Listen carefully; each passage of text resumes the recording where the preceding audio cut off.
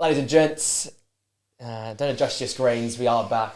The annual, The monthly usual week off. week off was Yeah, we there. love a week off. Of course, I'm not sure it was Champions League last week, wasn't it? Okay, that makes Yeah. sense. Maybe that's that might happen sometimes around Champions League weeks, but we're back. Wasn't the craziest weekend of action? A few shock results. Yep. But going through the games, I think this week we're starting to dig into the big teams once again rather than focusing on those smaller clubs. Yep. Talking about Barca, we're talking about Bayern, we're talking about Roma. So again, we've sort of delved into the smaller clubs, some of the stories there.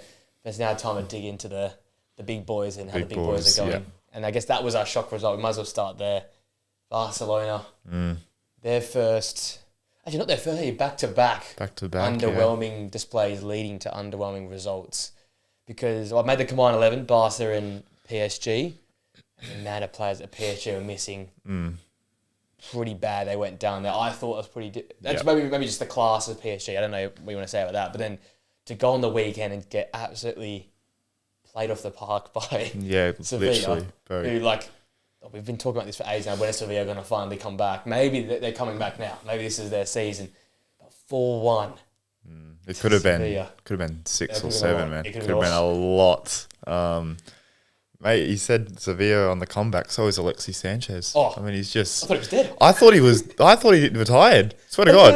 I thought he was still playing at Udinese or something like that. Yeah, I thought he was gone, but fucking hell, he just dropped a masterclass on He's a former on club as Barca. well. But it's just this high line, isn't it? It caught them out in the last minute against PSG, which was just stupid how easy it was. And then in this game, it felt like all their goals were from high line, besides the first one, which was the penalty. I think every time they do that. Because I remember almost 18 months ago, almost you sat here and you were worried about the high line hunting thing. It's like he's an unbelievable coach, and there's nothing wrong with the high line. He's never lost a final with this system. What he did at Bayern was ridiculous.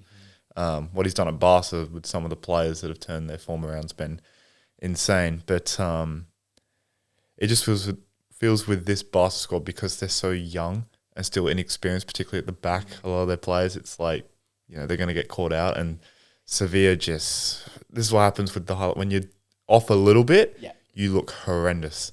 And I'm used to this because Liverpool used to do it under Klopp, and apparently we're still doing it. It looks terrible at times. It's literally like basketball. But when you're like rolling and like the momentum's with you, it's very hard to stop. But yeah. And that was the thing, because you have so much of the ball as well. It can work, but like I said, if you're slightly off, if Pedri's not at the races, if De Jong gives the ball away, well, you're chasing. Yeah. It doesn't take much to be exposed. I'll tell you what, Araujo and Koundé, I feel like they are the two. If they're playing well, Barcelona win everything. But if they're off, like they were on the weekend, like they were 2 years ago, it's like, what are we watching here? Like the Araujo penalty, maybe some people don't see it as a penalty. I think it's a lazy challenge. He's not going anywhere. There's no need to do that. It's just dangles a leg out. It's just stupid. He's going to the touchline. You got a defender behind you. You don't need to. And then Koundé just seemed off in this game. On the ball, off the ball, it seemed off. And then what happens? You get battered 4-1. It's just sort of like I said, a few players need to be off, and this whole thing falls apart. And you got Lewandowski missing a penalty. It's just like that's the mental thing as well. If he scores that, they probably win it. They probably win it. They probably go and win it. But like obviously the two late goals at the end makes the scoreline look worse than what it probably should have been, like a 2-1 or something. But like Sevilla could have, they really could have. This could have been a bad one. This could have been a really bad one. But I'm still not really that worried about them. Because they had this a bit last year where I think Madrid went 6 points clear. They lost like 2 or 3 in a row. And then they went on a ridiculous run and won the league and almost got to the final of the Champions League. So it's not too worrying, but I think, is Real Madrid coming up? So is that after the international break? Because I saw Rodrigo say what happened last year. So that'll be a fun one. But I'm not overly concerned. I agree with that, because I almost mirror it to the Premier League, where like Real Madrid need to be clear for us to rule it out. It's sort of like Arsenal and Liverpool in the Premier League. you trust Liverpool to make the ground up. You don't trust Arsenal to make the ground up. Similar way that I don't trust Real Madrid to catch up to Barca in the same way I can see Barca coming from, 8 points down again or 6 points down. Because this happened over Christmas last year. That 4-game period where they drew in the cup to Atletico, they lost in the league to someone as well, and we're thinking, is it all falling apart? Are the legs going? But then they bounce back. And I guess we can't forget as well, no Rafinha, no Lamine Yamal. Yeah, Rashford's been cooking. I was I was so wrong on that. That move. It's been unbelievable. You said it though a couple weeks after, like, why we question this? Because Hansi Flick. Yeah. And it's so true. Hansi Flick makes these players work, man. He does. It's unbelievable. And it's saying that Rooney Bargy should have Rashford was teed up, right foot could have curled it in, but he took the shot off and took the shot on himself, and twice he wasted opportunities for Barcelona. And I thought, if I'm Rashford, I'm giving him an absolute earful, because Rashford had that chance. I think what minute was it? 82nd minute. I think Bargy goes through. Rashford just running onto it on his right foot, and Bargy shot. I'm like, yeah, that wasn't mate. good. I know that'll be. I'm sure Flick will show that Monday morning or whenever they get back from German manager, man. He's not gonna. He's not gonna take that shit, no matter who you are. So, not a good result at all. But I think it's probably what they needed just before the international break. I would not shock me in the slightest if they go on a ridiculous run now. Massive Classico to come then. It's going to be absolutely monumental. That game there. The problem, it's going to be such a shit time here. Over here. So it'd be a great live stream. I might have to move things around and make the live stream work. I think you might have to happen. Yeah. I can't miss that. You can't miss out by that, can you? Just for context, possession 39% for Sevilla, 2.8 XG and 5 big chances. That's what summarises the game. They just got counter-attacked hard Barca. Sevilla now 4 wins, a draw and 3 losses. Sitting in 8th in the league, I think. Who would have thought we'd be saying that? Sevilla back in the top half. I know. It was about time. It's been God knows how long. How many years since they've been back? Maybe. It's been a while. Maybe just. Well, maybe. Or we're going way too early. I think, was it, are you saying, I don't know if this was about Sevilla or Valencia, but there's some decent, sort of young players. But Valencia. I think it was at Valencia. Valencia dropped points to Girona on the weekend. So I'm going to take that one, rein that one back in a bit. So back onto Sevilla. Yes, back into that one. But there's some OG ballers in that team. You got Sanchez. Is that Adnan Januzaj in that? Januzaj gave away the penalty as well. Gave away the penalty. So masterclass from him to give away the penalty. They've got Lacademos in goal. Streets won't forget ballers in this team, man. So they got some players that they got a bit of quality about them. But I wouldn't expect that in 2025, to be honest. No, betting Barcelona with 4-1. The rest. But LaLiga will give us shocks. But like you said, we're not off Barcelona yet, but it's their first sort of slap across the face that it feels like. It's like it's a warning sign. Yeah. That's what can happen. We'll stay with La Liga, and Elche got their first loss of the season. In a tough one to Deportivo. Here we go. We cursed. We cursed, and we were talking about them quite a bit. But it's the other smaller club overachieving that got the result. In the end, it might have looked at a moment in time after Andre Silva scored 2-1. Later on, maybe they can nick one, but literally straight from kickoff, Deportivo go down the other end and score to make it 3-1. Elche's first loss of the season. Deportivo up to 10th now in the league. Yeah. But for me, it was dominance by Deportivo. 25 shots in this game, 2.42 XG, 3 big chances created. It sort of just summarises though both clubs. Elche all out defence. Yeah. Deportivo a bit more quality on the football, happy to go forward, happy to play.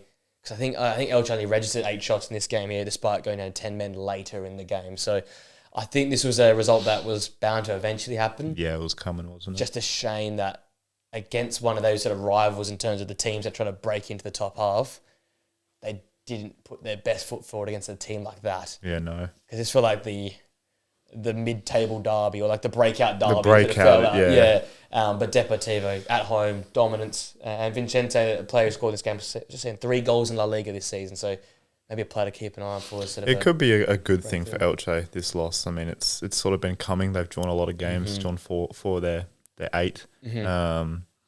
So it could be, it's still a great start by them. I mean, I would have had them nowhere near 7th, where they are now. So, yeah, the thing is now they got to come back from the international break and not make this a constant sort of thing and just completely fall off, a bit like Girona last year, where they started all right and then they were only like a couple of points off the relegation in the end. Yeah. I think it's 9 goals only scored this season for Elche. That sort of summarises I think it's 9 goals they scored this season. They've scored 11 and conceded 9.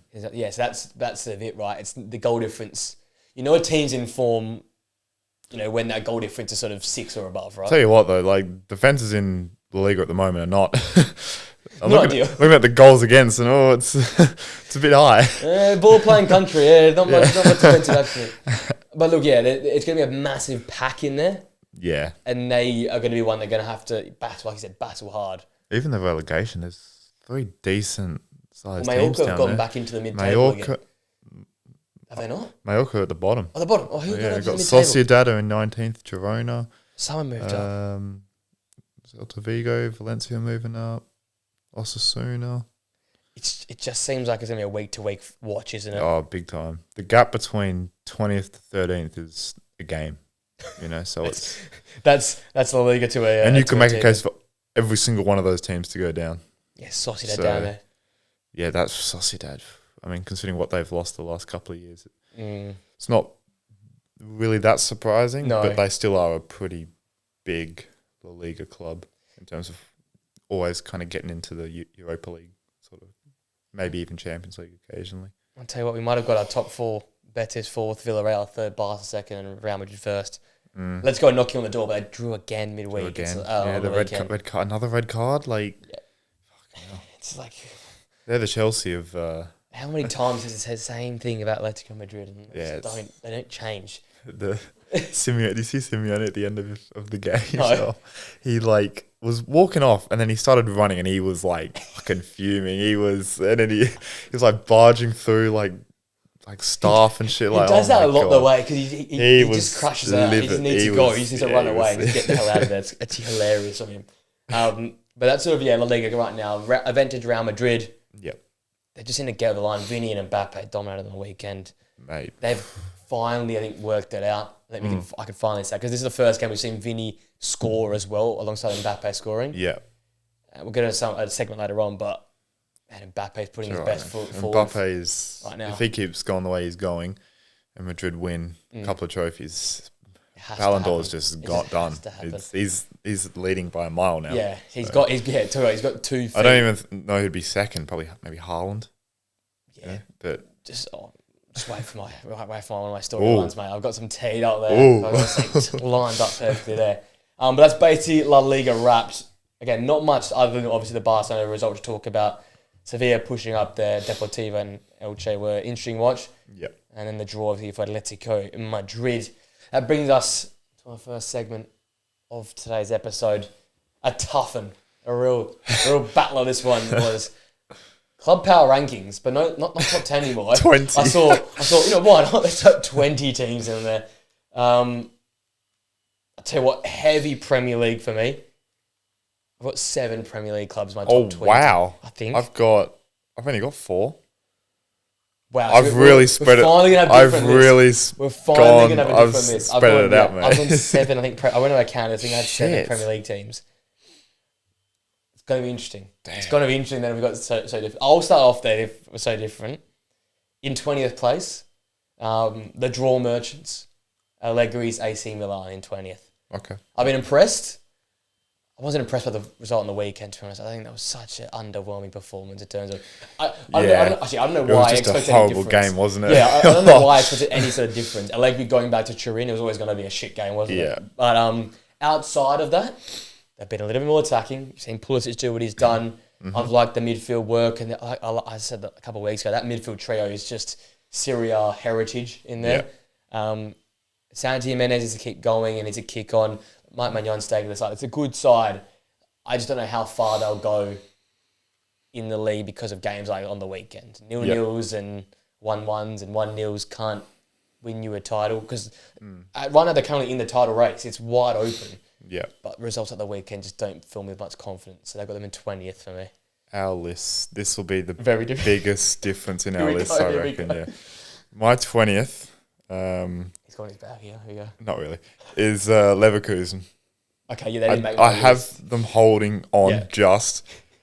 I couldn't really think of any other teams, to be honest. I didn't really want to put them in, but honestly, this is kind of me clinging on to what they've achieved of late. Yeah. And I think their managers come in, turn it around. They're sitting, I think, fourth. Yeah, They're sort of fourth around now. there. Yeah. They're not too far off sort of Dortmund and the like. So they've got some really good youngsters coming through that performed really well on the weekend. So, yeah, I'm going to hold with them on Hold 20th. serve there with the Liga, yeah. I think he's still unbeaten at home. Which is, that's Still going, isn't it? Yeah. So it's not like it's crisis averted, I feel like. Oh, yeah, big time, Yeah. He's done a great job. Set him up well. Yeah, that could be a watch Champions League as well, potentially. 19th, I'm going to stay in the Serie A. I'm going to go Juventus for different reasons, AC Milan, but more because I think they're conceding too many chances for me. Yeah. And I've seen a lot of slack on like TikTok and social media about like Igor Tudor not being good enough for Juve. Look, I was in that camp 12 months ago. Who is right now? But I'm saying, like, he hasn't done anything wrong. He's got them competing. They're a threat in Europe again. What else can the guy do? I don't think Mozza did anything really that wrong. I mean, they didn't and lose until like the new year, I swear. And I was big in Motta's camp, but I think actually Tudor's done a better job with this side. Probably. So I don't know what really the problem is there. I just think they're not as good as they need to be defensively in Serie A to win a title. They're great with Bremer there and Kelly and the like back there, but they're not as good as Napoli and Inter, I feel, even despite Inter's drop. Yeah. I just feel like the balance in that side is not quite perfect yet. So I've got him in 19th. There feels to be like a big difference in expectation between fans, club, manager, player. It just feels like everyone No has one's different. on the same page. Not at all. 19th, I have Villarreal. Yeah. I think you'll have them a bit higher. Yeah. No real reason, to be honest. It's just they're just kind of. I just couldn't really put them above sort of any other teams. Just haven't. I think they've got a really good squad. Obviously, doing really well in LaLiga, which pushes them up. But Europe's a watch for me. Yeah, I'm disappointed. I So thought I was going to be far. so cold with that call. It's not really I thought. They've had a good game with the Juve. Like, They did, yeah. put good Spurs. games on display. I blame the away fans, actually. Yeah, the submarine had sunk. Submarine, yeah. That was not a good turnout. So 18th, I'm going to jump across the La Liga with them. I'm going to Real Betis. 18th. They're not in mine. They've kicked into gear. I think sitting fourth right now in La Liga. Honestly, between Cucho, Abde, and Anthony, every game someone's contributing out of those three, those attacking players. I don't think Isco's fit right now. So it's got Isco to come back, and the team's it's humming again. Yeah. And the performance they've put up, that draw versus Nottingham Forest in the Europa League match day 1 was very impressive. I thought their performances all around have been good. The results hadn't matched early on. They're matching now. I think they're in for a really, really solid season. Maybe third in La Liga because, let's go all at sea. Villarreal, what happens with them in Champions League. And I think they could go deep in Europa League as well. They're a very, very good side, well managed under Pellegrini. I like it a lot. I'm buying stocks in Real Betis this season, so I've got them in 18th. I like it. 18th, I have Leipzig. See how close for me. They were my Again, slow start, similar to sort of Leverkusen, but they've turned it around. I just feel like they're always a club that no matter what happens, if they miss out on top 4 next year, they'll be in it. Yeah. It just feels like that kind of club. I think Werner, the manager's name. So, yeah. He's I'll call him Timo. He's doing a great job. So and I'm liking that Bakayoko, some of the young players they got coming through. So 18th for me. Yep. All right, first one, the big boys. I've got Chelsea in 17th. Holy. I've got them low. Low. Wow. Not been impressed. Yeah. They've been beaten That's the thing, man. This last week, this is completely different. Yeah, the thing. They've been beaten by Manchester United. I know they beat Liverpool on the weekend, but I don't know if I'm being harsh. I'm not giving them much from that because I think Liverpool really weren't we're great. Shit. We're shit. If Mo Salah was last year's Mo Salah, it's probably 6-1 to Liverpool because he had that many chances. They are Robin. I know one of the boys, he's been on here, Alex, he's called his club Robin Hood. Like, they just give to the poor and they're still from the... they beat all the big sides and they lose teams like United. They lose to, Brightons and the like.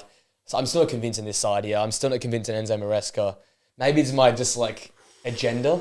but I just don't think they're a really good side. I just think they're an okay side. I like it. And they don't have enough winners there. Caicedo and Enzo, yeah, it's good. The rest of them, I'm not convinced yet. So way down in 17th for me. I don't.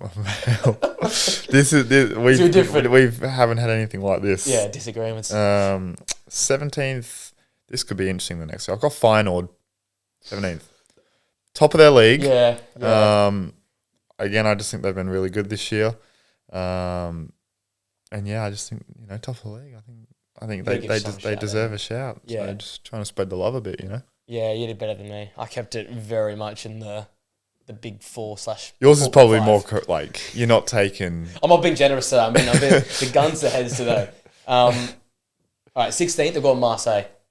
Can't claim to say I've watched any Ligue 1 games, but I've seen the results and then I've watched a lot of their Champions League, and boy, have I been impressed with Marseille in the Champions League. Actually, they are sitting, I think, in just outside of the automatic qualification spots. Yeah, but we know about the Real Madrid controversy, and they went and battered Ajax. I think. Yeah, was it last time out? That's a good one. They've been really good. The front line, Paxial, Greenwood, midfield looks solid as well against a bit. Ugly prison FC type football players have got in this club, but the on-field product, bloody good to watch. Sort of what we thought we'd see last year. Yes, they're doing what they should have done last year this year under De Zerbi. So I'm going to go with them, trap them in 16th. Oh, that's a good one. Yeah, I forgot about them. I didn't even think of them, to be honest, just because it's Liga. You forget about French. Yeah, football, that's a good one. 16th, I have Porto. You really have gone abroad, yeah. Yeah, again, just spreading the love. Yep. Top of their league over, Benfica and Sporting. So, and I think the Portuguese league's probably a bit better than the Dutch league. So I think you get more sort of quality players coming from there. Yeah. So yeah, top of the league. I think put them in. 15th, I've got the Yellow Submarine, Villarreal. Got them a little bit higher. Again, this is more league form based because Champions League's been a bit underwhelming. Yep. But they've got some talent up top, and I'm going to ride that talent like the likes of Buchanan, Pepe, Mikatadze as well. I think they've got a lot of good attacking talent. I'm just hoping that it relies a lot on Foyth being fit for them at the back. If he's not fit, they look really, really vulnerable. I didn't think I'd say that when he was at Spurs. Well, yeah, no. But this is a classic case of, once again, like leagues sort of players, and they feel like he's just made for La Liga. They need him available. When he's not there, they look all that say defensively. As such, 15th, not in the teens. My 15th is AC Milan. Yeah, so much higher. Okay, yeah. I was going to put them a little bit higher because at the start of the year, I put them in sort of the underwhelming. We did an underwhelming segment, and I had them in. I think it was only after like 2 games, but they lost to Cremonese, and I thought just kind of same old. But Luka Modric is just the key to that team at the moment. He's unbelievable. I think they should have beaten Juve on the weekend. Yeah, I think they were the better side. But yeah, there's just something about AC. I just don't want to fully back yet because it's still early. Yep. They sort of do this every year, and they fall off a cliff. Yeah. So 15th for me. Not biting on it yet. I like that. Not yet. Not biting on it. I want to. Yeah. But no, I'm going to hold my lines. I'm going to hold. All right, staying in Serie A then, because in Forte have Roma. They are the They are the players' own watch-along specialists these days. Yeah, three games in a row? Yeah. But they're so close to giving me like everything I want. Yeah. Gasparini's side in terms of attacking football is not quite there. That Gasparini side in terms of defensive work, they conceded 2 goals on this season.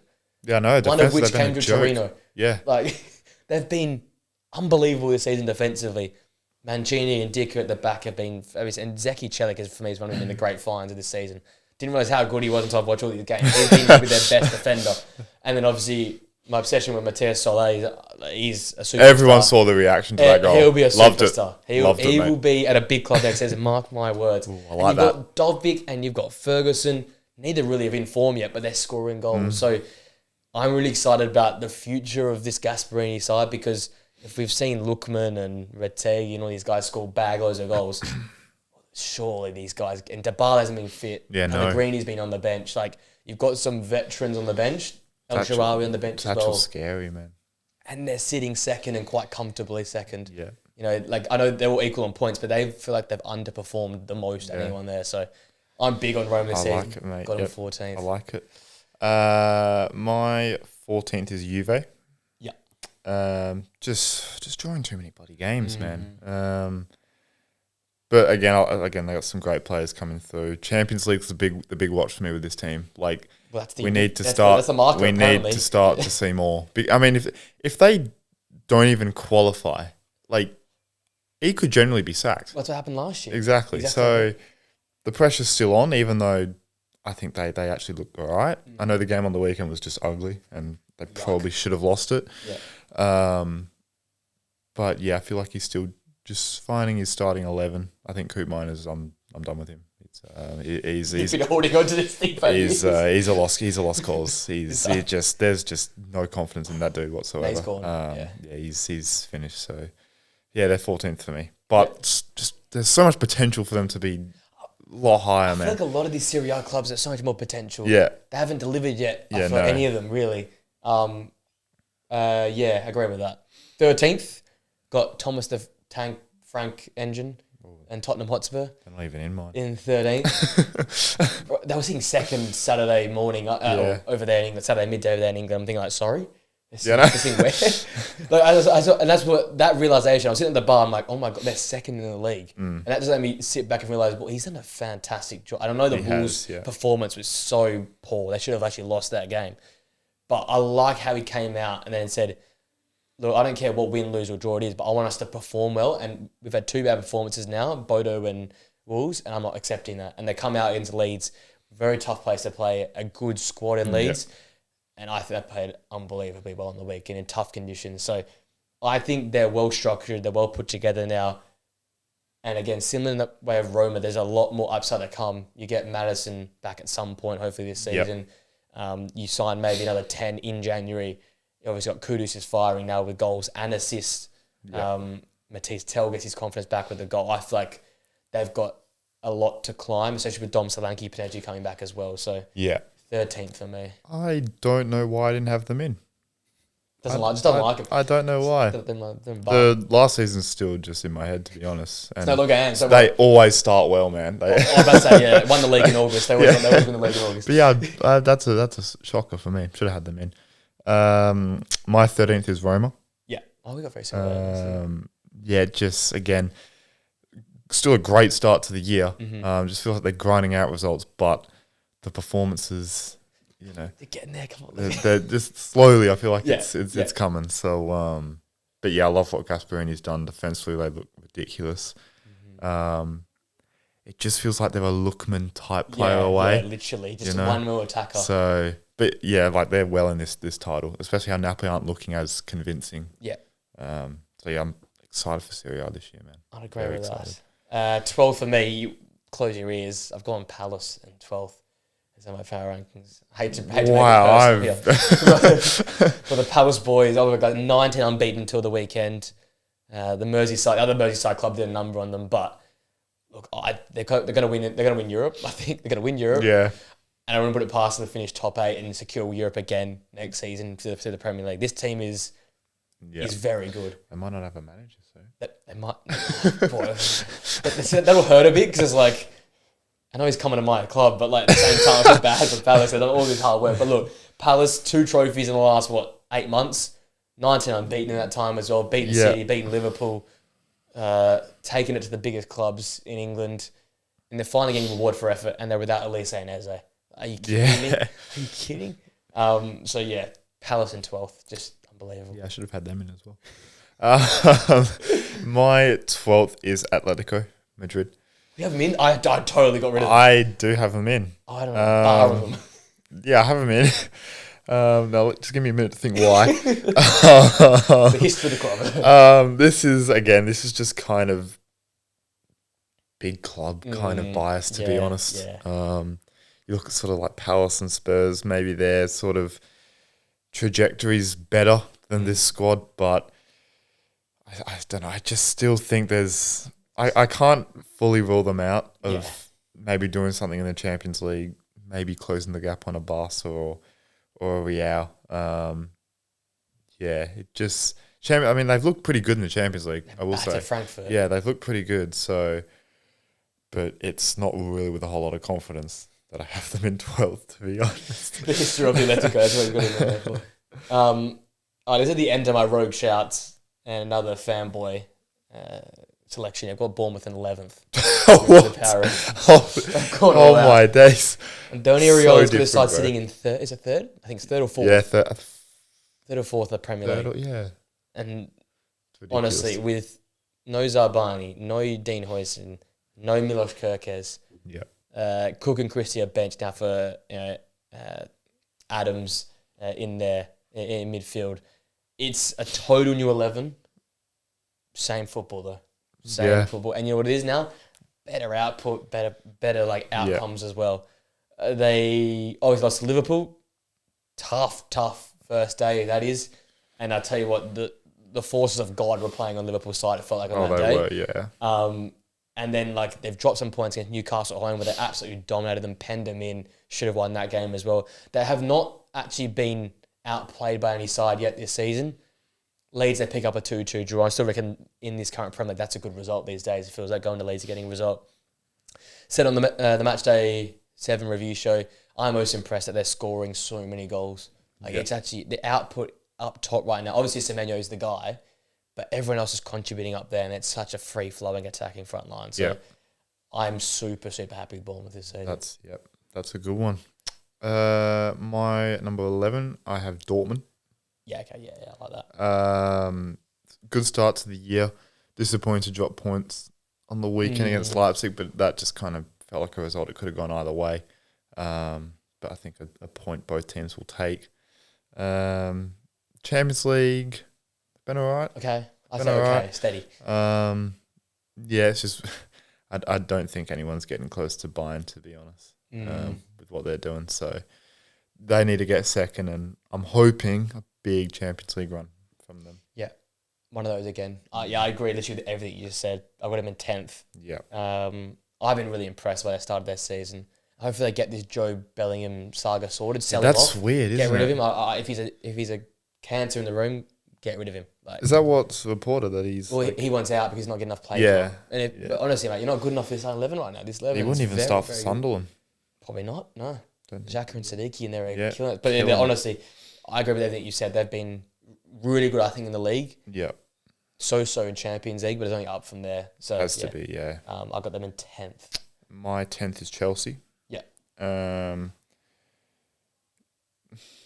Like I don't care about the Conference League or the Club World Cup. I just think that's a big win for them on the weekend. I think the players that they have out as well. True. I think they've got a lot of injuries at the moment. No Palmer, centre backs playing 18-year-olds there and still bitching us. I just feel like something big's going to happen with Chelsea this year, whether it's a Champions League run or it's maybe winning both domestic cups. I feel like something's going to happen with Chelsea this year.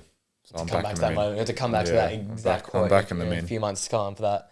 I got Inter Milan in 9th. Yes. Agreement. Yes. I thought this top 8 will finally line up. I thought that was the one where it's like, that'll be a big difference. Yeah. It's like we're so hot and cold on them at the moment. Well, that's the thing. My heart wants them up there, but my mind said, let's just tone it back. Oh, they've fixed up enough. And boy, they're a Champions League club, by the way. Oh, they love the Champions Haven't conceded. League. Haven't conceded. Again. Turam scoring for fun. No, they got Bonnie fucking killing Bonnie it. bagged on the week. Like, it's... All of a sudden, all these attackers... Lataro purple patch incoming. Wait for the next 2 months of him just bagging. No, they love the champ. They love keeping clean sheets. They're looking okay in the league. Yeah. But again, no one's really looking good. Like we said, no one's really looked good in the league yet. It feels like we could be sitting here again in like February saying, could they do it? Could they fight? Like we could do this thing for a 3rd year in a row because they're going to be in that same spot again. I know it. We're going to get to the quarterfinals of the Champions League. They're going to be sitting second in the league, and we'll be like, oh, can they? Are we talking about them later on or not? I don't think we are. No, we're not. Because I want that look like old Inter, by the way, on the weekend. You got Bastoni fucking getting further forward. DeMarco looked like that guy. Barella was moved like, bro. The way they were moving that ball, it was last year. No, it was 2 years ago. Inter. I only had Bastoni last time, but Champions League team of the week I gave it Bastoni as well. That looked like the closest thing to old Inter. I love that performance on the weekend. I know it was Cremonese, but they beat AC points, there. Yeah. So they've taken some points off some teams. So I feel like the old legs are warming back up again. Yeah. It's like they're just ticking them over a little bit. And there's enough younger heads, hopefully, just to get them over the line in some tough games. That's the hope. Hopefully. They Thuram say or fit. bust still, I feel like. Yeah, if they say fit, you never know. We could be doing it again. 8th, I've gone Manchester City. Yes. Okay, we are going to cook here. Good. We're going to ban for bar. Good. We're going to bar for bar here. Yeah. Like it. Really good. Still the robots carrying them, though. I feel like on the weekend, I know they dominated the game, but 1-0 versus Brentford, I'm like, can you give us more? Can you show us Man City of 2 years ago? But they're not quite there, and that's why they sort of sit out of their... I feel like the rest here are the leaders, if you know what I mean. They're like the leading pack. Pretty much. Yeah, pretty much. Man City, the first team out of that leading pack. It feels like it, yeah. Because right now, it's a lot of Erling Haaland. It's a lot of good defensive work, a lot of Oscar Bob, but I'm waiting for everyone to contribute together. Yeah, it's also Rodri. And Rodri going out injured. Just don't know with him. It's unfortunate. He just... Yeah. Even when he's played, it just feels like just another player. It's not the Rodri that we know. So, yeah, they need to get him fully right. Yep. I wouldn't be rushing him back anytime soon. No, take your time. Tijani Ryan is doing a great job, so you don't really need to rush him back. 7th, Napoli? No, I have Napoli 7th. Similar, like I said, if everything is Serie A club, I like it. Not convinced yet, though. Yeah. Especially, like, they had to really grind out that Champions League performance. It becomes a good win because of the heroics of, Vanja Milinkovic-Savic and Rasmus Højlund and the like. There's moments in games that look fabulous. They start, pinging the ball around. But I always say it's a different season defending a crown versus chasing a crown because teams come in with the low block. They come in with that solidity 4-4-2 sort of setup, especially in Serie A. It's a lot of numbers on the football. They've struggled to break teams down as of recently. The goals on the weekend, we'll get to that game, but sort of scrappy type goals. They're making it count. So, yeah, I've got them as the highest rated Serie A club, but I don't think they're at the echelon of the big boys ahead of them. Okay. The baby in the big pond. Sort of I like that. That's a good one. My 7 is Liverpool. Gee, you have gone off it. I really have, mate. Look, obviously the last week hasn't been great. I'm not overly worried, but you can't just forget about the season as a whole so far. Like, there's been every game, probably besides Everton. I think the first 45 minutes were the best we've played all year. But besides that, I mean, it's been basketball, essentially. It hasn't been a great watch. A lot of players pretty much the whole team's not in form. Maybe besides 2 or 3 players I can think of. Probably both keepers in Alice and Van Dijk. Even Gravenberch has chopped off a little bit. Szoboszlai moving different positions. As good as he's been, how can you find sort of continuity and consistency in performance when you play right back one half, then you're at 10, then you're at 8. So, the performances haven't been great, but it's not concerning or anything, but it's just things need to improve quickly because with the money we've spent, the expectation as well. I know there's been a lot going on off the field, but still losing 3 games in a row is it's not good enough, to be honest. Even the well-ordered great Ruben Amorim hasn't done that yet. So that's when that's exactly. I have Liverpool 6th. Still like them more than Napoli still because look, as much as it's basketball, you can still find a way to score most games. I don't know if you've seen it yet. I did go on a bit of a rant about Liverpool yesterday. I haven't seen it. I said, no Salah. I go Frimpong and Bradley on the right. I go Szoboszlai back in the 10. I go Ekitike up top. I go Gakpo on the left. And play not your best players, but play your most... You said Gakpo on the left and... but I don't know, man. As much as Gakpo is poor, he always finds a way to score. That's the thing that just annoys me, though. Like, it's... I knew he was going to score on the weekend. He was fucking terrible on the weekend. I knew he was going to score on the weekend. I knew he'd score as well. It was the most Cody Gakpo performance you'll ever see. But that's what I'm saying. When Salah's on, it works, right? But because Salah's off as well, you can't carry both of them. Yeah. And right now, it looks like Gakpo's going to find a way to goal more than Mo Salah is. So you have to just... Yeah, that's true. You got to pick one. You can't have both. Honestly, put the kid in. Put the kid at left wing. But yeah, I agree with him. It's basketball. It's not Arne Slot. It's not cool, calm, composed. That's the thing. Look at the first half of last year, how defensively we were. There's no identity with this team at the moment. No, it's just a lot of... as I'm saying, you don't need to play the best players on the pitch. You need to play the best squad on the pitch. And that's why you have to sacrifice some of the guns. I don't know what's happened with Slot's system, to be honest. Not that they're not good players. I still love Vert, still love Salah. Oh, yeah. But I feel like you need to bring him in one at a time, especially Isaac as well. Bring him in one at a time. You have to go roll with Ekatike, I think. My 6 is Napoli. Yeah. I'm still quite big on them. I think obviously winning the league last year, this year, I just love their squad, to be honest. The way they've built this squad, it's a great squad. Conte, historically, I don't think he's been great in Europe, as far as I'm concerned. I don't think he's been amazing. I feel like the league's always been the banker for him, and I think they're still the clear favourites for the Serie A. Just Champions League, I feel like something can happen with this team for sure in the Champions League. Was it his Juve side that got beaten by Real Madrid, or was it someone else's Juve side? No, it was Allegri. It was Allegri, okay. Yeah, he never has done anything in Europe then. Yeah. So, what time's now? Yeah, exactly. It's a great squad. But Højlund, Lukaku, Yep. Neres, Politano. Midfield stacked. Midfield is got a great keeper. Defense is good. So Bergkamper's in there, yeah. And they're not even playing at their absolute best. They're just grinding results. And McTominay's, a freak. So Before he kicks quickly. All right, the big five, the big boys. Football Club Barcelona in 5th for me. Didn't like the result on the weekend. Didn't like the last 2 results. I'm sort of flipping it. I didn't do it for Liverpool. I'm going to do it for Barcelona because to lose to PSG, you didn't have the Ballon d'Or winner. Didn't have Kvicha Kvaratskhelia either. I don't think. Yeah, didn't have it. He was available. No. And no Desiree Doué. Like they had kids playing up top. Like Mayuli was playing up top, and he still got cut apart. Yeah. And that goal, the Gonzalo Ramos goal, I'm thinking like, oh man, like doesn't take an analysis to break down that one. You just absolutely cooked yourself. So like we just said just then, the high line's very good when you're playing well, but it's getting exposed more often than it did last season. That's a bit of a worry for me. And you have got players like Lamine Yamal, Rafinha out, but you've got players like Raf performing. Lewandowski had a good start of the season. That midfield's still pretty much untouched other than for Gavi. Yep. So there's no real complaints there. Yet you still haven't, for me, been top.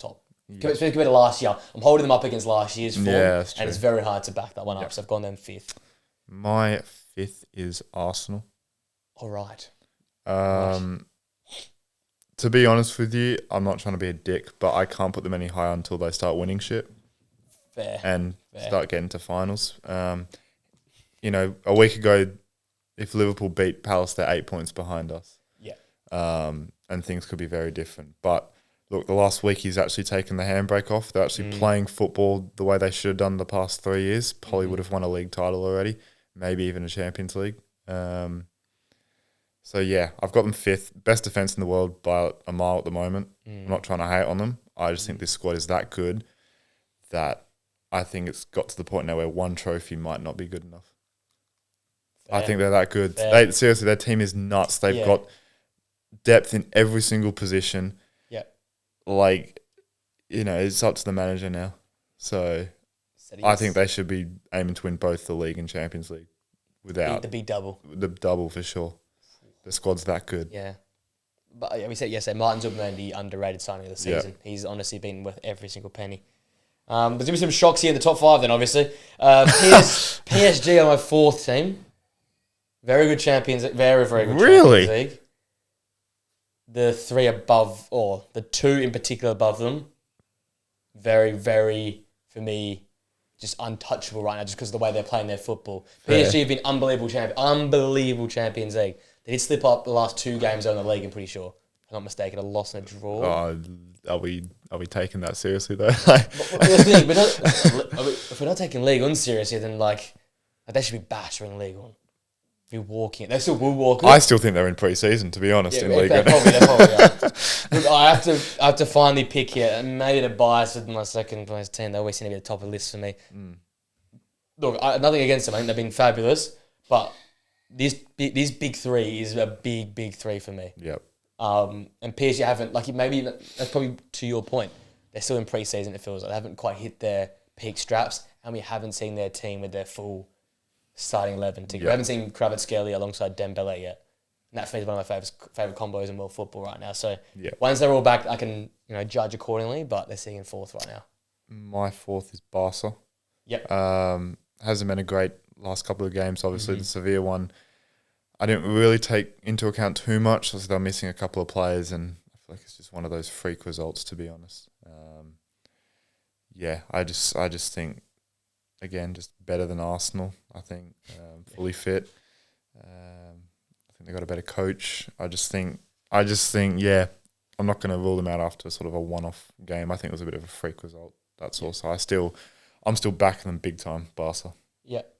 Third for me is Bayern Munich. Same. Yeah. Just sheer goals, man. Like, bro, sheer just. They're taking output. the piss, seriously. They're 6-0 champions. I just shut it up. I just forgotten it right away.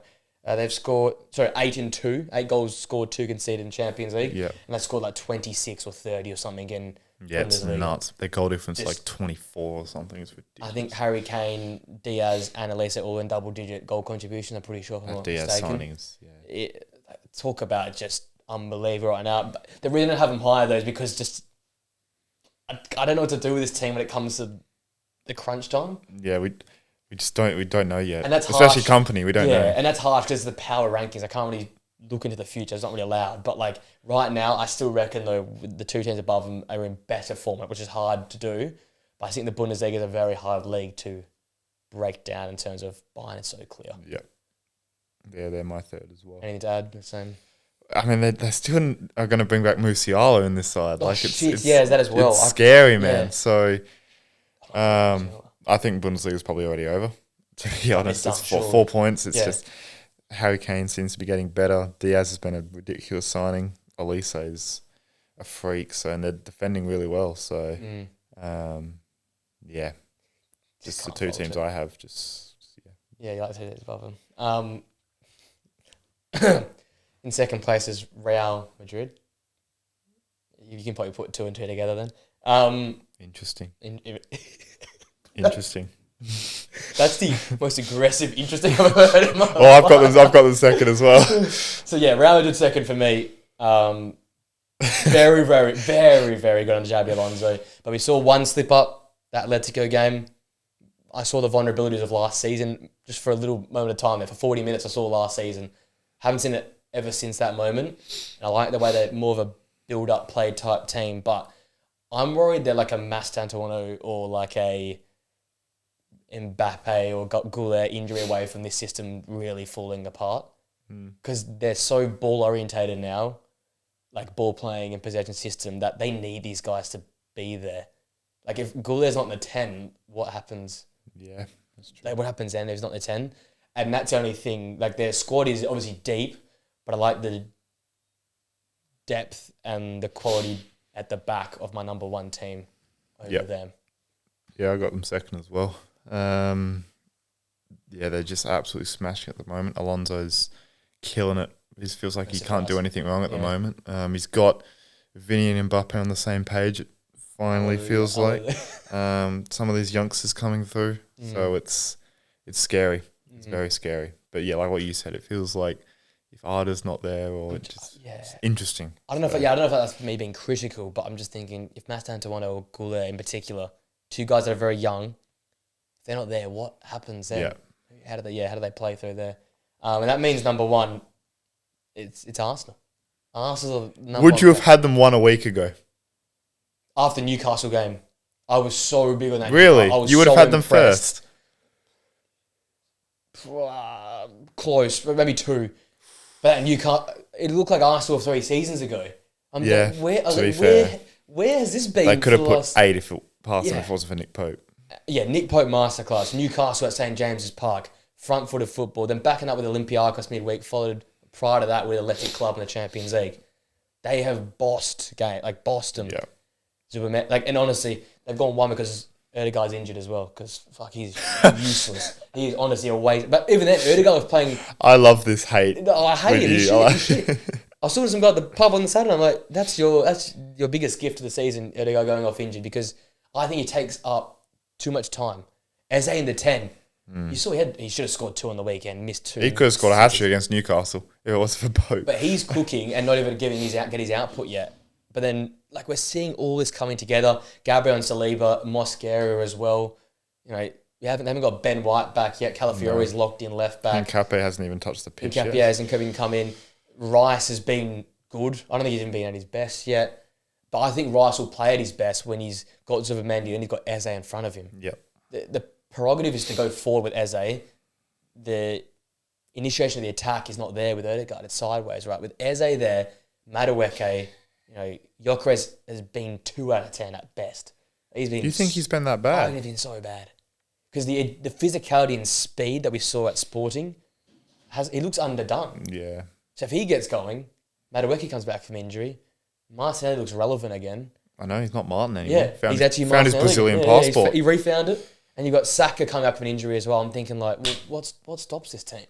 That's the thing, bro. They should be winning both. The one thing that stopped them was the manager, and all of a sudden, like I said, the handbrake's off. That's why I've got them 5th still. Yeah. Can you do it trust them?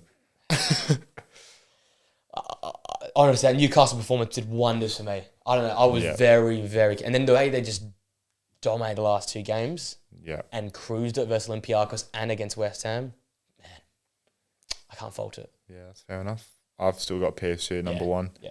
I don't think they've done anything to be knocked off that perch. Again, Liga, and like they literally returned to preseason a week before it was due to start. Like they're still top of the league. They're just kind of taking the piss. Still missing a lot of players, and yet went to Barca and beat them. So yeah, Champions League winners for a reason, and I don't think they've done anything to be knocked off their perch. That's fair.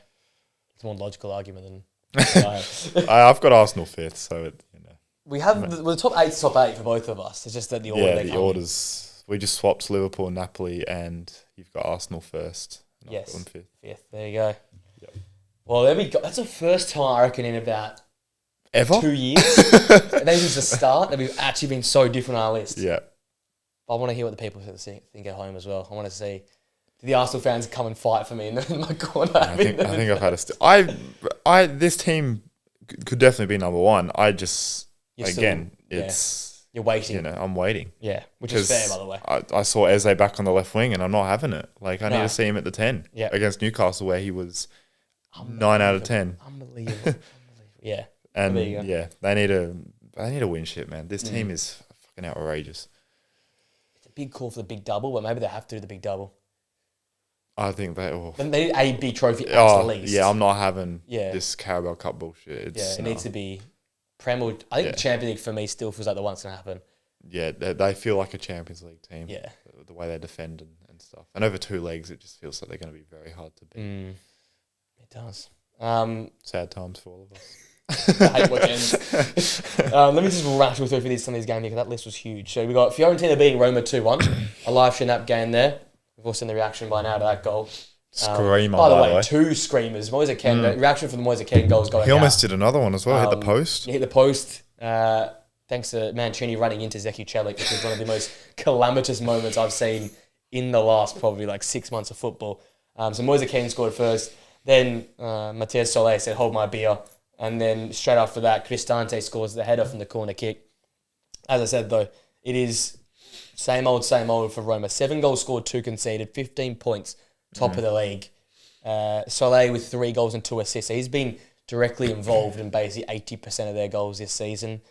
Fiorentina, though, is probably the bigger talking point. 3 draws and 3 losses. Yeah, under pressure. And Stefan Pioli is under the pump. I don't know how they didn't get something from that game on the weekend, though. Jesus, they had a few chances. Crossbar, post. Yeah. Gozan's missed one. The one at the God, that's the one. How the fuck? In the 82nd minute, that gives them momentum. The crowd behind it. They're going to struggle to play catch up because everyone's so far ahead now. Yeah, big time. They're on 3 points and the rest are on 13 to 15 points. That's a long way back. It's been a disappointing season for them so far. Really disappointing. Feels like Keane's been threatening, but he just hasn't had the output yet. They lost one of their centre halves to Napoli. Yeah. That feels like a big blow. Just the club just doesn't have the same sort of feel. There was a lot of optimism last year with some of the players had coming through. Now it just kind of, just It feels a bit faces. stale, to be honest. Yeah. Pioli's just, I don't know. Might need to change a manager. I don't know. I have to apologise. I thought Pioli was the guy, man. I really thought he was a good manager. Struggling, isn't he? Yeah. For Roma, it's like these are like the results you kind of get when you're sort of in that title race. Sort of just scrap your way to a close win, but on the opposite, it's like Fiorentina. It's like just can't buy a result. They're in like this rut. They just can't get a win. Yeah. They cannot do it. They feel close. Like Napoli. I know Napoli kind of scored 2 early goals and just kind of cruised to, like, was it 3-1? I think it was. They scored one, and Napoli had the third. Yeah, but they had Como there as well. Yeah, so it's been nothing the easiest run, but there's nothing inspiring about those performances. No. It's been like they've been losing and then they've had a resurgence and then it's tough. It's tough for Fiorentina at the moment. They need something to turn. Yeah, they just need that one like ugly 1-0 win, even like an own goal win. Yeah, and all of a sudden, get them going. Winning 6 or 7 in a row. But they are playing catch up, big time. And I had them pretty high in the table. It's pretty competitive. You don't want to, they can't afford to have this. This can't be long term. They need to. Bologna put 4 past someone on the weekend. Obviously, Roma keep winning. The mid-table of Serie A is good, man. Very, very good this season. You got Como, you got Bologna. And Udinese hanging around there. They're just going to have to Sassuolo is the surprise. They've picked up a couple. Picked up. Lazio are 13th. Like, that's a decent side. So, they're sitting 17th at the moment, and it's sort of deserve to be there, which is the shame. Yeah.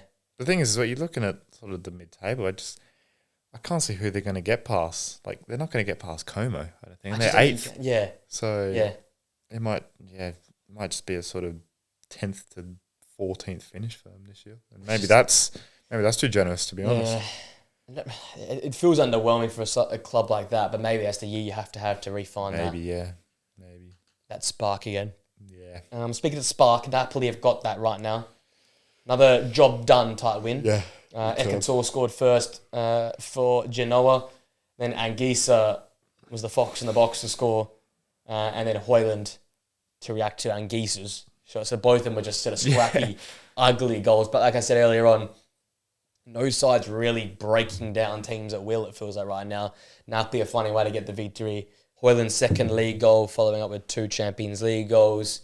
Another great performance from Zambo Anguissa. Another good performance from Scott McTominay. They've got like 3 left backs as well, because another left back playing this game here. They've got Gutierrez, they've got Spinazzola, and they had some other guy playing this game as well. So, like you said, they've just got players everywhere. So much depth. Yeah, Gilmour comes to the bench and has another important little stint here in this game.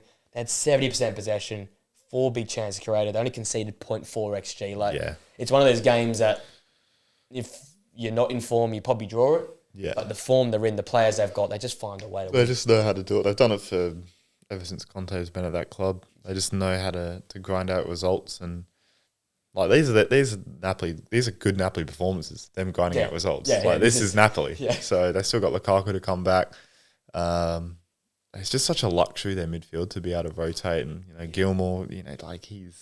He could start at maybe every other Serie A club. Yeah. And he doesn't even start every game for Napoli. So I just at the moment, I know Roma are right there, and Juve and AC and even Inter, but at the moment I can't see anyone beating them. Is it their title to lose then? Feels like it. Yeah. I just don't know who's going to beat them. It's feeling like Man City in like the second year of Pep, where they'd built all that depth. Yeah. And it's just like, even if we're not good, we'll still win it because there'll be enough players to rotate through. They didn't play De Bruyne in this game. You didn't play De Bruyne, you didn't play Gilmour. In terms of the challenges, you can't trust Roma, AC or Juve yet. No. And Inter have been there and done it, but is it past their time? Yeah. So it's like, who else? Realistically, it's going to require a monumental Roma effort. Yeah. It feels like who would be the closest to them. Because Inter, like you said, the legs, and then also do they just prioritise Champions League? They just go all in. And it feels like they'll have a result where they just drop, like they'll lose to Pisa or just that kind of, it'll be that kind of season. So one hand on it then.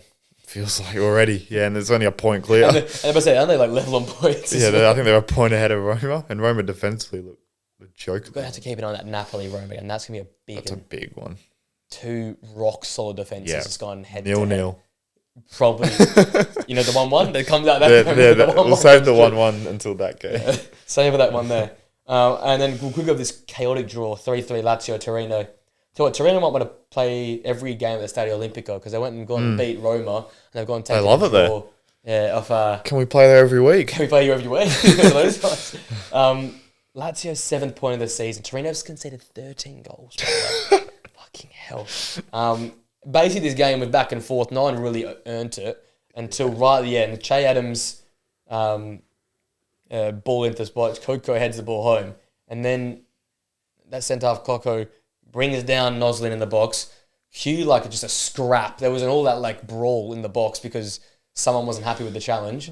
VAR, we're into the 13th minute of stoppage time. Yeah. And the skipper, Cataldi, steps up, converts the penalty. Then has the audacity to celebrate. I'm like, you're celebrating. I was like, how far have Lazio fallen? But they have fallen because they're sitting, like you said, 14th or 13th. 13th, yeah. And I said, only their 7th point of their season. The bright spark with Cancellieri, 2 goals, 48 touches. The youngster really shone for Lazio in this game here. And I guess if you're looking at the other end, Ngonge and Che Adams, a nice little combination up top for Torino. But I feel like Torino, maybe they should have won it. As I'm looking at the stats, I mean, had 16 shots compared to 9, 8 on target compared to 4. Their goal difference is -8. What the fuck? And they've beaten Roma and they're drawn to Lazio. In any regular season, you think, they're mid-table.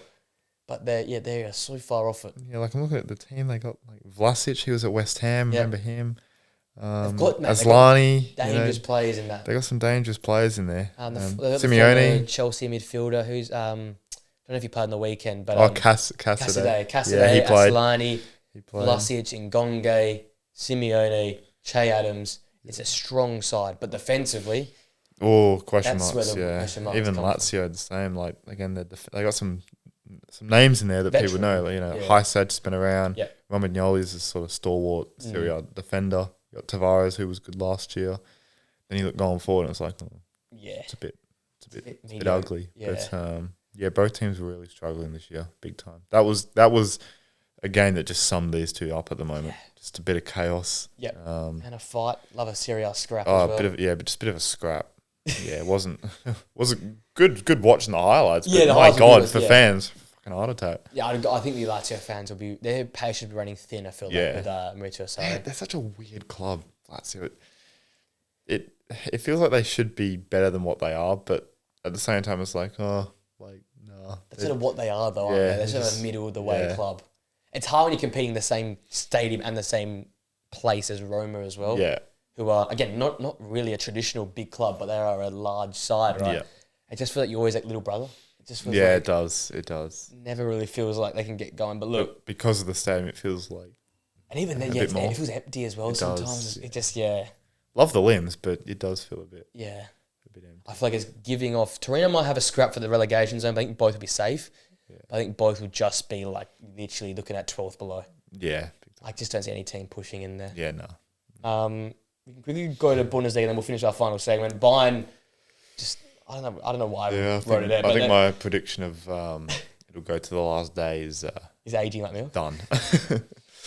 16 seconds all it took for Luis Diaz to score. Harry Kane then absolutely rifled one in. That was like AK-47, bang, into the corner. That was a rocket. The angle from behind looked nuts, by the way. Yeah. I got Charlie messaging me saying, check out Harry Kane and go look at him. I'm like, damn, that's a finish. And then Luis Diaz made it 3-0 in the end. And look, all attacking Frankfurt really didn't have much of a sniff. Yeah, no, and that's a real worry. Yeah, Uzum, nothing. No. Bayer had the goal that was ruled out. Yeah. Handball for Doan, but other than that, nothing from them. When you start off like that, it's like, this team's not it. Their head wasn't. I don't know why their head wasn't in it, because Frankfurt over the last couple of years, I feel like they love these games. Yeah, I love this game. And they usually end up in 4-4 draws. I think last year was 3-3 or 2-2 or something like that. Yeah. That was probably more Bayern, just defensively all over the place. But it just feels like the last couple of weeks, ever since we started talking about them, they just defensively they've been horrendous, horrific, terrible. And then that's putting probably a lot of pressure on these young, but they're still youngsters. These guys in their forward line. Uzum, Bayoya, and Oh, Doan's a little bit older. But even Burkhardt's like 22, 23. Yeah. So they're all under like 24 years of age. And Burkhardt hasn't been probably what I thought he would be. The first touch is so off. Yeah, Uzun's been sort of the one where he's been the consistent sort of the reliable one. But yeah, they're just... I don't know also, is this as Bayern are that good as well? Oh, they are. They're phenomenal. I don't want to take anything away from Bayern. Bayern had about 68% of it until like the 40th minute. They completely just wiped the floor with them. Not even close. It wasn't even a game. It was just training as a film. But I just thought, Frankfurt, I just expect a little bit more from them this over the past couple of weeks in particular. I think that the great example of Bayern's development is literally this fixture last year, which I think it was 4-4. Yeah, but they gave it away to the press so many times versus Frankfurt. They got caught out in the break. They countered. Marmoush killed them. Yeah, cooking them. And this time they did not have a single sniff on the break. Not one counter attack. That is Frankfurt heritage, counter attack. So that is like they live for that shit. But because of how good Kimmich and Goretzka and all these guys are on the football, and even how safe Elise and Kane are on the football as well, they don't give it away, so you can't go on counter-attack. Yeah, no. And like I said, I think it was 68% until the 35th minute mark. Bayern only had 2 shots and scored 2 goals, but they were so just, like it was just German engineering. It was like, yep, bang. Yeah. To the point, we'll cook you. And even like Neuer coming off his line, any sort of half chance they had over the top, Neuer's there, hitting the ball away. Yeah. They just look unbelievable. Yeah, like what you said, they're just, I don't know. I don't know who's going to beat them in Bundesliga because they're winning away from home. They're winning the tough ones at home. They've always been a joke. Yeah. They could really smash. That this league could be completely dead by December, and hopefully Champions League they can start to prioritise because I feel like that ultimately it's a bit like sort of PSG and Liga, and that's the real test for Bayern every year. They're exciting to watch, man. Diaz is killing it. Kane's, we'll save it for my storyline, but he's just an absolute freak at the moment. I had the numbers, didn't I? Bayern's got 25 goals. He's got 11 of them, I think. He has 18 in all competitions, so 18 and 3 in all comps. Diaz in this game, 2 goals, 1 assist, 3 key passes, 65 passes in general. Yet to lose in all competitions. 3 goals conceded as well. No Musiala. No Musiala. Musiala, Elise, Diaz and Kane. It's hard to think is there a better... It's hard to think of one. Obviously, Barca, you'd obviously throw up there. I'm thinking PSG, maybe. PSG, yep. With a fit Kvaratskhelia, Doué, Dembele and... take your pick whoever... Real Madrid, too young. Yeah. This is like everyone is established. Yeah, true. This thing, you can't fault them. Yeah. I was literally just thinking Mbappe. I should have said Mbappe. Mbappe versus the rest. Yeah. Fucking hell. It's ridiculous, isn't it? It is so scary. Yeah. If they can stay strong defensively, semi-final Champions League for sure, I reckon. Is that minimum? Probably. Yeah, because you can't really pick many more teams better than them if they go defensively. Hard to, yeah. But yeah, they've got the Classica coming up next. We've got two big derbies coming up after the international break.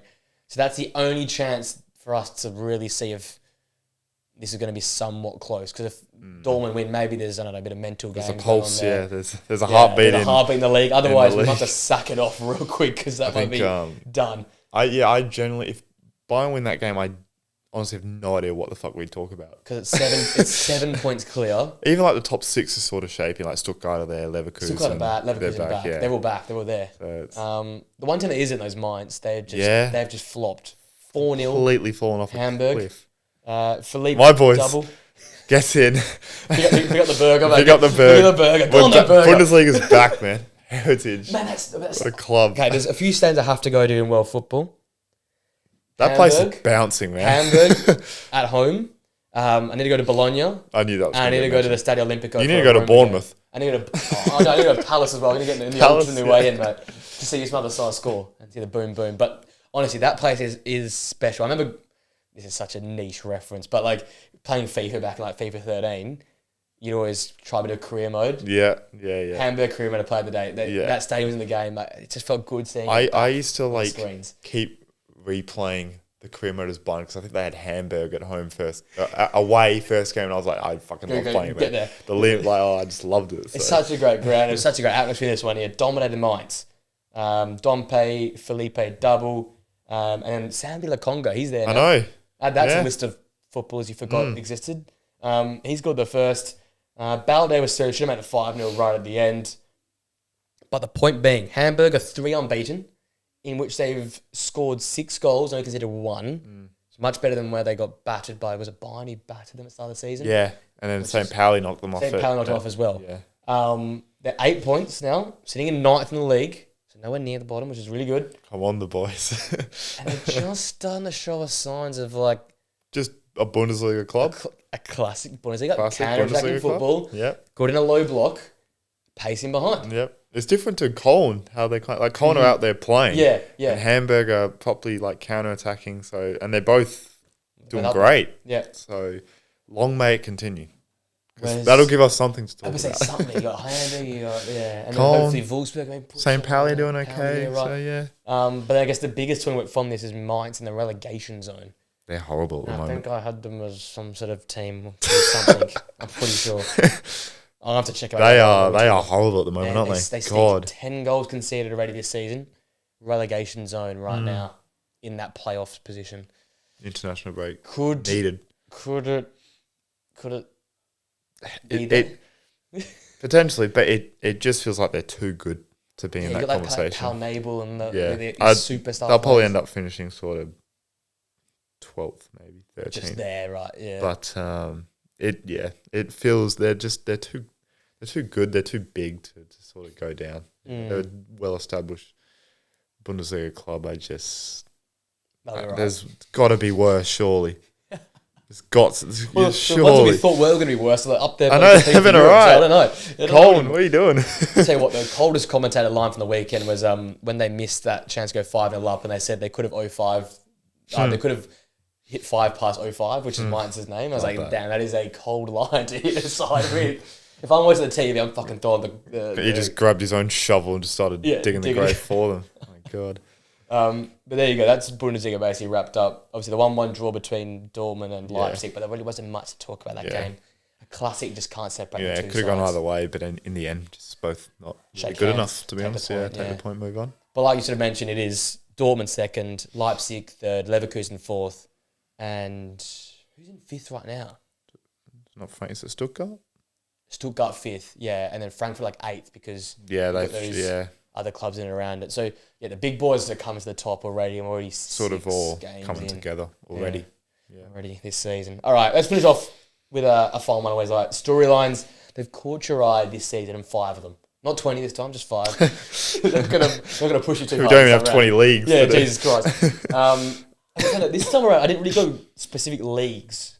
Like I have in a way, but. Oh my God. I've crossed leagues in some of them. I just realised I've only got 4 here. I'll start then. I can warm us up then. Championship. Actually, no, what the fuck? I had 5, but I deleted it. No, I remember what it was. Yeah. So I'll start then with one I already teased.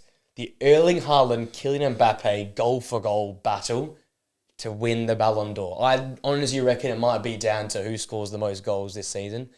This is what we were promised in 2020? When they both were like on the stage.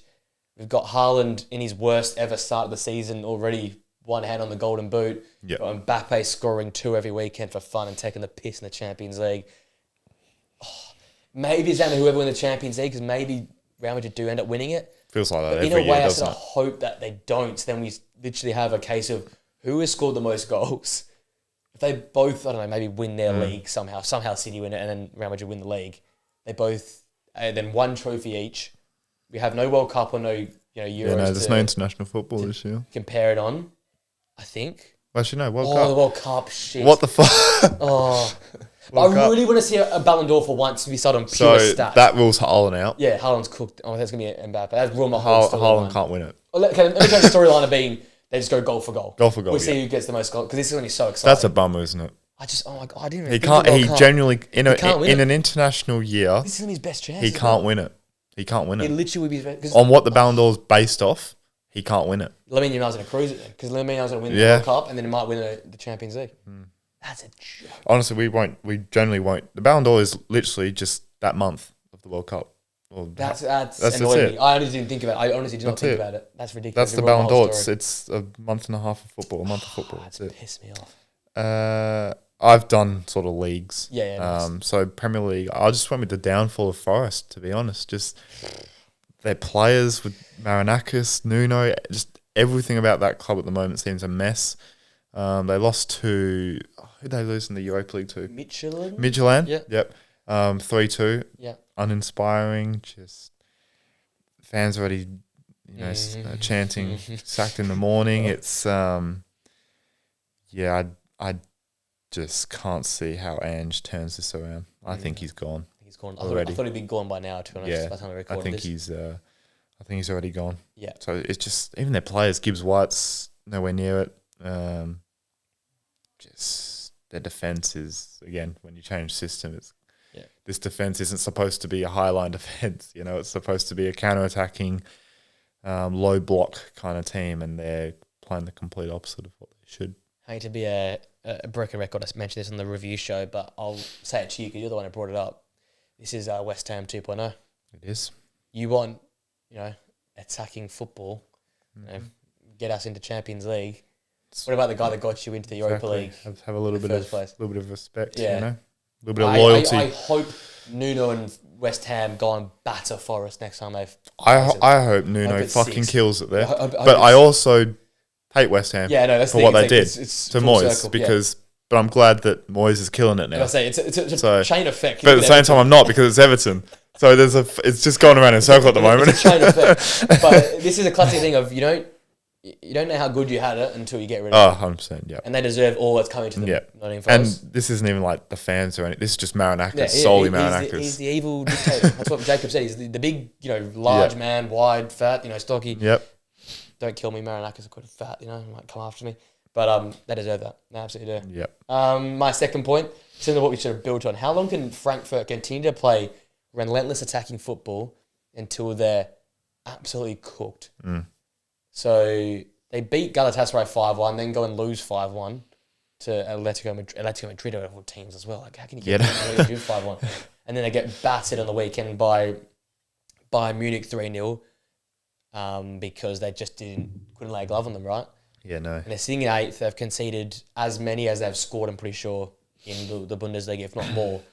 And it's like, is there going to be a point in time where you have to sort of change it a bit? And I know you've mentioned this, that their centre-halves are pretty rubbish, which is true. Yeah, like Robin Koch is at centre-back. Like, that guy got relegated with Leeds. It's not great, but maybe the manager has to just prioritise keeping some solidity defensively in order to just get some results out. Because this is my only worry with this side. The front four are fabulous. They're young, they're exuberant, they're attacking, they're great to watch, but they're going to lose more games than they're going to win by playing this style of football. So I'm just worried about how long can you keep going on like this before you can't. Yeah. They have a real chance in Champions League if they just get their shit together. It's just that defence is just so questionable. Yeah. I'll go to the Bundesliga. I've just got, is Harry Kane getting better? Probably. Bro, the level he's at the moment is ridiculous. If England do well in the World Cup, he generally could be a Ballon d'Or shout for sure. But England, that's a different story. That's just a completely different topic, that is. He's just, the level of performance I'm seeing at the moment, he's up there with the best player in the world conversation. He's in that conversation for sure. And I feel like people forgot about him for a little while because he was in the Bundesliga, because Bayern sort of weren't the Bayern that we know. Yeah. But now, the fact that Bayern are flying, and he's got, I think 11 goals, 3 assists in the league already. Jesus Christ, that could get to 50 real quick. Yeah, it could. So he's just a joke. He's just an absolute joke of a player. Absolutely agree. But could be back in the Prem as well. Have you seen that? I've seen rumours. That could happen. Thomas the Tank Frank engine could just get that. Spurs might win the league. Kudus, Kane and Tell or who would they play on the left? Maybe you sign someone for the left? They probably should. They should. If they get Kane, you have to go for it. Xavi Simons gets pushed out there, maybe. I don't know. Play Kulusevski the 10, maybe. Mate, that's serious. Bergval's in there. So. Yeah, you never know. Never know. Top Spur, mate. Second on the weekend. Maybe jump to Serie A. It's a bit of a basic one. I'm just we've got a 5-way title race here. Yeah. We've literally got a 5-way title race. We've got Napoli, we've got Roma, we've got Juve, AC, Inter. Am I missing someone? Bologna, Como. We're adding them in. We're adding them. That's 7. I literally have got a big 5 going forward because right now no one's good. No one's bad, but no one's good. So we're just stuck with they're just all winning there, doing their thing. But every team has their weaknesses and their strengths, and it's just going to be a great pot. I think Serie A once again will carry this podcast until the cows go home because we are in another for year. one crazy title race this season. Speaking of the 5 you mentioned, I went with one of them, and I went with the ultimate tease, and that is Juventus. They love a draw. I think it's 3 wins, 3 draws. I think something like that. They've drawn the same amount as they've won, which again, no surprise. Just when are they going to goal pair and just go and it's the 80th minute and just go and win the game? They've got players there that should be doing it. Their front line, you look at Vlahovic, Openda, David. It still feels like who's going to start out of them 3? Yeah. You know, what 2 are you picking? Are you picking one of them? You know, how long can you rely on Yildiz just to pull one out of the bag? Like, I just want this team just to be a bit more consistent, to be honest, because they got the defense for it. You know, Lord Kelly as well. My goat. But it just sums up Juve over the past 3-4 years. Just so inconsistent. But yet they expect the absolute best of the best when they're not really there. So. I like that. That's a really good one. All right, I'm going to go and stab my own heart here and say, how many goal contributions can Marcus Rashford and Rasmus Højlund put together on their loan spells? Good one. Apparently, Rashford expects 25 assists this season. I don't know if you heard that. Who the fuck said that? Some Daily Mail TikTok came out and said that he's expecting his aims for 25 assists. I thought 25 goals, the way he's going. He's not that far off. He's had 6 assists, I think, already this season, or 5 assists already in all comps this season. So he's on for it. 25 and Rasmus has bagged 4 in 4 starts. Yeah. So how many can these two rack up together? How many do you think they'll get? I think Rashford will end up with, let's say, 30. Wow. 30. I reckon he goes like 15. Holy. That's team of the season year.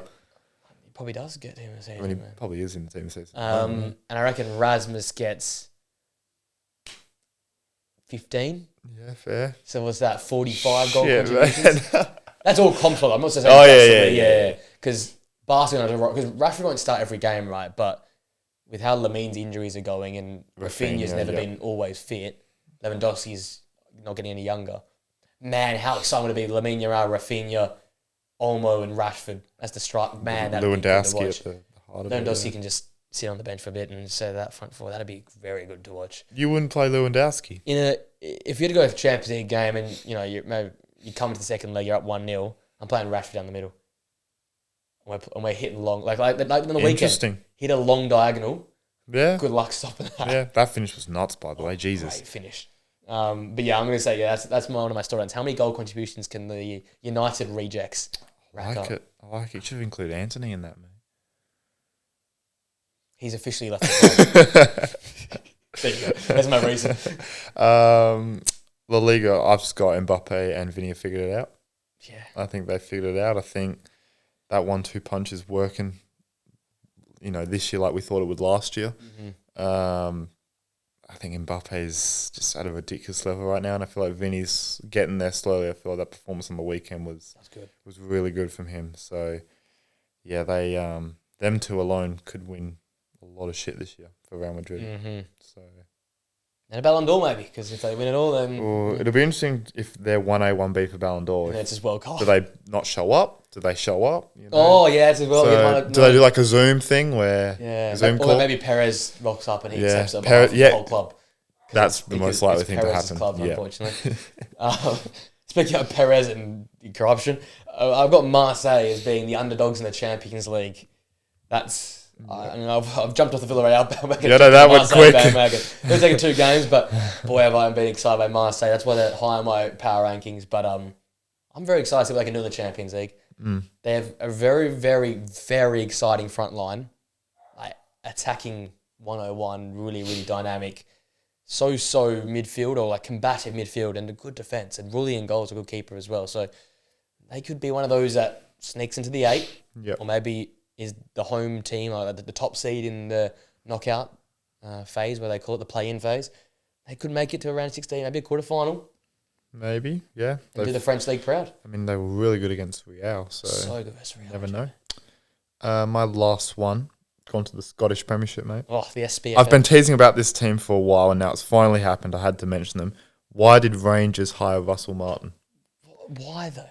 Like, this was a guy who, I know he got promoted with Southampton, but looking back on it, with how shit Southampton were last year, that was more how bad Leeds were in that final. Yeah. Literally. It just didn't make sense. He didn't have a good track record. The fans were never supportive of it. And they have been absolutely horrendous this year. Rangers, No win. There's a win.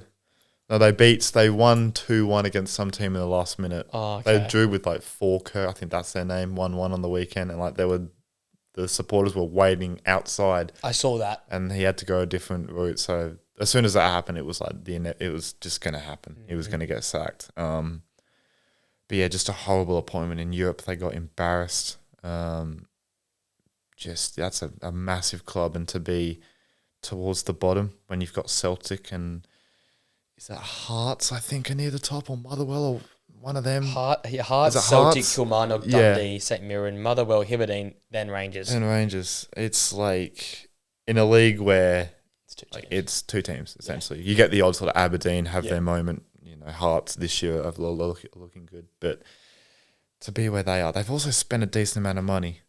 You know, they it's not in terms of what the Scottish League is. Like they spent like 10 mil on like Chermiti. He was at Everton or something, and it's like that is shit business. But like, yeah, like and Steven Gerrard's apparently a name that He's back. Could go back, which I think would be great for him and for the club.